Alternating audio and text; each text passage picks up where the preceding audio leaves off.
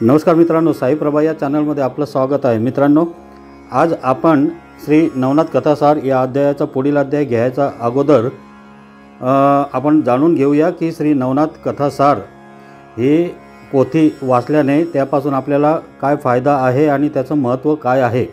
ही पोथी फक्त वाचल्याने नाही तर ऐकल्याने सुद्धा याचा तेवढाच फायदा होतो।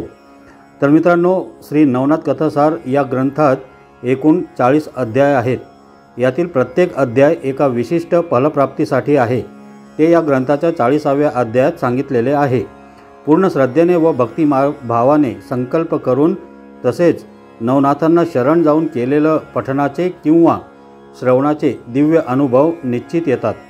मित्रांनो, पितृदोष, वास्तुदोष व घरातील मतभेद या गोष्टींमुळे आज आपण प्रत्येकजण मानसिक अशांतता अनुभवतो।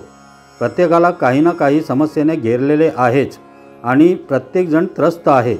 अशा असंख्य गोष्टीच्या त्रासातून मुक्त होण्यासाठी अध्यात्मशास्त्र व नाथ संप्रदायामध्ये यावर एक प्रभावी आध्यात्मिक उपासना सांगितली आहे। ते म्हणजे श्री नवनाथ कथासार या ग्रंथाचे वाचन किंवा श्रवण। घरामध्ये श्री नवनाथ कथासार वाचनाने व फक्त श्रवण केल्याने सुद्धा एक आगळा वेगळा आनंद, चैतन्य व प्रसन्नता निर्माण होते। विशिष्ट समस्यांवर जसे नोकरी, व्यवसाय, विवाह, शिक्षण, आरोग्य यामध्ये येत असणाऱ्या अडचणींवर संकल्पयुक्त श्री नवनाथ कथासार वाचन व श्रवण केल्यास हमखास अनुभव येतो। तर मित्रांनो, आपल्याला वाचायला वेळ नसेल तर फक्त रोज ऐकले तरी पारायण केल्याचेच फळ मिळते। तर मित्रांनो, सुरू करूया पुढील अध्याय। अध्याय 3। मारुती व मच्छिंद्रनाथ यांची भेट। मच्छिंद्रनाथाचे श्रीराज्याकडे गमन। मच्छिंद्रनाथ पूर्वेकडच्या जगन्नाथादी तीर्थयात्रा करून सेतुबंध रामेश्वरास गेला।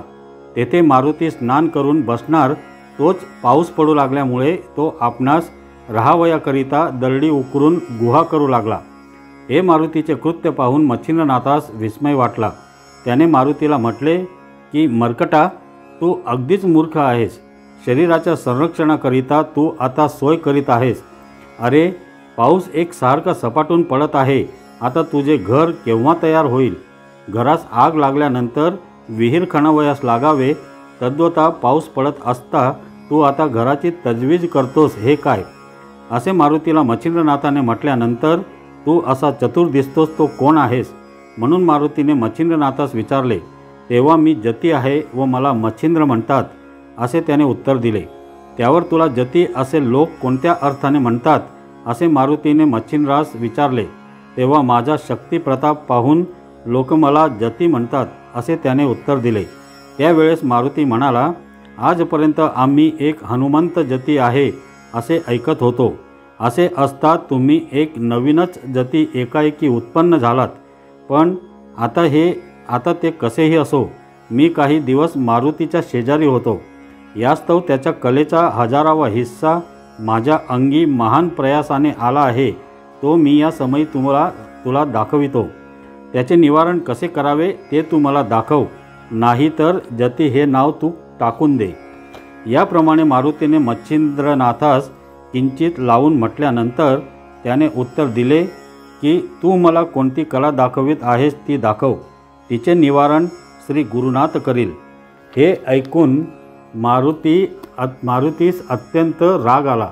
मग तो लागलीच उड्डाण करून एकीकडे गेला आणि विशाल रूप धरून त्याने मच्छिंद्रनाथास न कळू देता अचानक त्याच्या अंगावर 7 पर्वत उचलून फेकले। ते आकाशमार्गाने ढगांप्रमाणे येत आहेत हे मच्छिंद्रनाथाच्या लक्षात येऊन स्थिर स्थिर असे त्याने वातप्रेरक मंत्रशक्तीच्या योगाने ते पर्वत जागच्या जागी अटकवून ठेवले। पुढे मारुती एकावर एक असे शेकडो पर्वत नाथावर टाकीतच होता, पण त्याने त्या एकाच मंत्राच्या शक्तीने ते सर्व पर्वत तेथल्या तेथेच खिळून टाकले। हे पाहून मारुती रागाने प्रलय काळाच्या अग्नीप्रमाणे भडकून गेला व एक मोठा पर्वत उचलून तो मस्तकावर घेऊन तो फेकून देण्याच्या बेतात आहे तोच मच्छिंद्रनाथाने पाहिले। मग नाथाने समुद्राचे पाणी घेऊन वायू आकर्षण मंत्र म्हणून जोराने ते मारुतीच्या अंगावर शिंपडले आणि त्याला तेथल्या तेथेच जसाच्या तसा खिळवून टाकला। त्यावेळी त्याचे चलनवलन बंद झाले। मारुतीने वर हात करून मस्तकावर पर्वत धरून ठेवला होता तो तसाच राहिला। ते पाहून वायूने आपल्या पुत्रास म्हणजे मारुतीस पोटाशी धरले। नंतर त्यास या संकटातून सोडविण्याकरिता वायूने मच्छिंद्रनाथास विनंती केली। ती नाथाने मान्य करून पुन्हा उदक मंत्रून शिंपडले। तेणेकरून पर्वत जेथल्या तेथे गेला व मारुतीही पूर्वस्थितीवर आला। नंतर मारुतीने जवळ जाऊन धन्य धन्य म्हणून नाथास शाबासकी दिली। इतक्यात वायूने मारुतीला म्हटले की बाबा मारुती, तुझे या सिद्धापुढे काही चालावयाचे नाही। याने तुला व मला बांधून टाकून अगदी दुर्बल करून टाकले। याची शक्ती अघटित आहे। तू कदाचित मला असे म्हणशील की तुम्ही आपल्या तोंडाने त्याच्या मंत्राच्या सामर्थ्याची प्रौढी वर्णन करून दाखविता, तर माझी शक्ती ईश्वराच्या हातात आहे आणि याने आपल्या भक्तीच्या जोराने सकल दैवते आपली ताबेदार करून टाकली आहेत। नंतर मच्छिंद्रनाथ वायूच्या व मारुतीच्या पाया पडला आणि आपणाशी सख्यत्वाने वागण्याकरिता त्याने त्यांची प्रार्थना केली।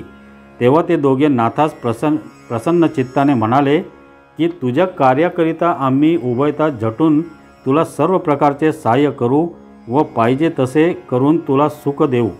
असे प्रफुल्लित मनाने बोलून आता आपण जती आहोत असे तू खुशाल सांग जा, असे मारुतीने वरदान दिले। त्यावेळेस मच्छिंद्रनाथाने मारुतीस विचारले की मी जती या नावाने विख्यात होईन हे तर ठीकच आहे, पण माझ्या मनात एक शंका आली आहे, तिची आपण निवृत्ती करावी। कोणती शंका आली आहे असे मारुतीने विचारल्यावर त्याने सांगितले की तू त्रिकाळ ज्ञानी आहेस, असे असता माझ्याशी विनाकारण वितंडवाद कशासाठी केलास? तुझी माझी नागाश्वत्थाच्या झाडाखाली पूर्वीच भेट झाली होती। त्यावेळेस साबरी विद्येचे माझ्याकडून कवित्व करवून तू मला वरदान दिले आहेस। असे असता हा बखेडा का उत्पन्न केलास? हे ऐकून मारुतीने मच्छिंद्रनाथाचे असे समाधान केले की जेव्हा तू समुद्र स्नान करीत होतास त्यावेळेस मी तुला ओळखल्यावरून तुझ्याजवळ आलो। तू कवी नारायणाचा अवतार आहेस व मत्स्यीच्या पोटी जन्म घेतलास हे पक्के ठाऊक होते, परंतु माझ्या मनात अशी कल्पना आली की नागाश्वत्थाच्या वृक्षाखाली देवांनी जे अभिवचन तुला दिले त्या वरप्रदानाचे सामर्थ्य कितपत आहे हे आपण एकदा पाहावे। शिवाय यापुढे तुला आणखी पुष्कळ प्रसंगांमधून पार पडावयाचे आहे, म्हणून तू हिम्मत करून पुढे कितपत टिकाव धरशील याचाही अजमास मला अशा रीतीने पाहता आला। असो, नंतर मारुती म्हणाला, तू आता येथून श्रीराज्यात जा आणि तेथे खुशाल ऐश आराम कर। तुझी भेट झाली हे एक फारच चांगले झाले। तुझ्या हातून माझ्या मस्तकावरचा भार उतरला जाईल। मग असे कोणते ओझे तुझ्यावर पडले आहे म्हणून मच्छिंद्रनाथाने विचारल्यानंतर मारुतीने मुळारंभापासून सर्व कच्चा मजकूर त्यास सांगितला। मारुती म्हणाला, योगेश्वरा, लंकेच्या रावणास जीवे मारून रामचंद्र सीतेस घेऊन अयोध्येस येत असता तिच्या मनात आले की मारुती निसंशय रामाचा पक्का दास आहे। यास्तव आपल्या हातून त्याचे होईल तितके कल्याण करावे, म्हणजे ह्याचे लग्न करून देऊन संपत्ती संतती सर्व अनुकूल करून देऊन सर्व सुख संपन्न करावे। स्त्री वाचून संसारात सुख नाही तर ती करून देऊन याजकडून सर्व संसार करवावा। परंतु हा ब्रह्मचारी असल्याने माझे भाषण मान्य करील की नाही असा संशय तिच्या मनात आला। मग तिने मला गृहस्थाश्रमी करण्याकरिता व मला वचनात गोवून टाकण्यासाठी आपल्याजवळ बोलाविले व ममतेने माझ्या तोंडावरून हात फिरवला। नंतर सीता माता मला म्हणाली, बा मारुती, तू तिन्ही लोकांमध्ये धन्य आहेस। माझे एक तुझ्याजवळ मागणे आहे, ते तू देशील तर फारच उत्तम होईल। मी सांगेन ते माझे वचन तू सहसा नाकबूल करणार नाहीस। अशा प्रकारचे सीतेचे भाषण ऐकून मला संतोष वाटला। मग कोणते काम आहे असे मी तिजला विचारले, परंतु मी आपले वचन दिल्या वाचून ती आपला हेतू मला कळविना। असे पाहून मी तिला वचन देऊन तिची आज्ञा मान्य करण्याचे मनापासून कबूल केले। तेव्हा मी लग्न करून गृहस्थाश्रम पत्करावा आणि संसार करून सुख भोगावे असा भाव दाखवून तसे करण्याविषयी तिने मला भारी भीड घातली।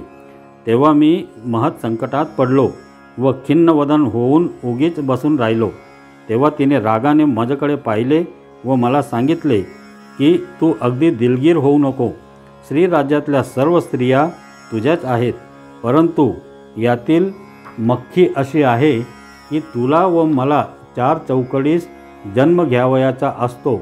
मी व रामाने 99 वेळा घेतला, तूही 99वावा मारुती आहेस व त्याप्रमाणे लंकाधीशही 99वावा होता। त्यास मारून आल्यानंतर तुला श्रीराज्यात जावे लागेल। तो योग आता घडून आला, यास्तव समयास अनुसरून वाग। याप्रमाणे रामचंद्राने मला सांगितल्यानंतर मी श्रीराज्यात गेलो। त्यावेळी त्या ठिकाणी मैनाकिनी नावाची राणी राज्य करीत होती। पृथ्वीच्या अन्य भागावर मनुष्य, पशु, पक्षी आदी करून सर्व स्त्री पुरुष एके ठिकाणी आनंदाने रममान होतात असे तिच्या ऐकिवात आहे।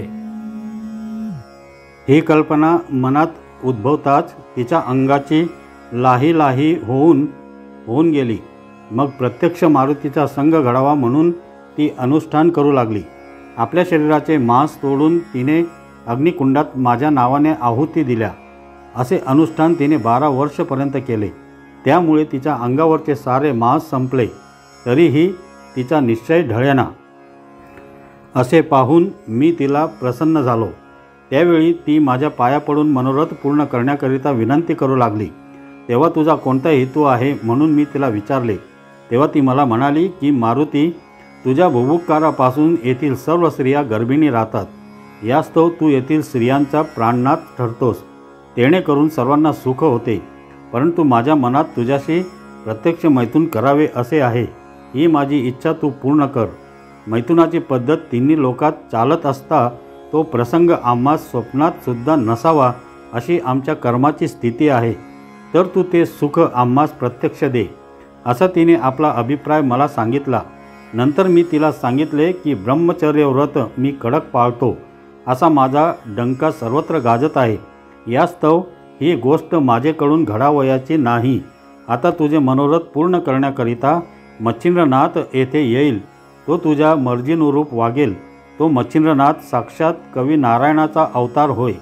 त्याचपासून तुला तुझ्या तपाची फलप्राप्ती होईल। अशा युक्तीच्या मार्गाने मी तिचे सांत्वन केले। तो योग आज घडून आला, तर तू तिकडे जाऊन तिचे मनोरथ पूर्ण कर। मारुतीचे असे भाषण ऐकून मच्छिंद्रनाथाने सांगितले की मीही ऊर्ध्वरेताच आहे, म्हणून मला हे कार्य सांगून काय उपयोग आहे। माझ्या ब्रह्मचर्याचा मात्र अशाने समूळ नाश होईल व जगात दुर्लौकिक होईल, म्हणून हे कुकर्म मला सांगू नये। तशात श्रीसंग हे अपकीर्तीचे भांडार होय, म्हणून ही गोष्ट करावी असे माझ्या मनात येत नाही। अशा प्रकारचे मच्छिंद्रनाथाचे भाषण ऐकून मारुतीने त्यास सांगितले की ही अनादी कालापासून रहाटी चालत आली आहे, म्हणून भोग भोगल्याचा दोष नाही। जसे 99 मारुती तसेच 99 मच्छिंद्रनाथ असा क्रम चालत आला आहे। तुझ्या पोटी मीननाथ म्हणून पुत्र होईल, त्याची सूर्यासारखी कीर्ती प्रगट होईल, असे मारुतीने त्यास सांगून त्याचे मन वळवून घेतले। मग मारुतीच्या म्हणण्यास मान देऊन मच्छिंद्रनाथ श्रीराज्यात जाण्यास कबूल झाला व एकमेकास नमस्कार करून ते दोघे मार्गस्थ झाले। तर मित्रांनो, मारुती व मच्छिंद्रनाथ यांची भेट, मच्छिंद्रनाथाचे श्रीराज्याकडे गमन या नावाचा 3रा अध्याय येथे समाप्त झाला। श्री नवनाथ महाराज की जय।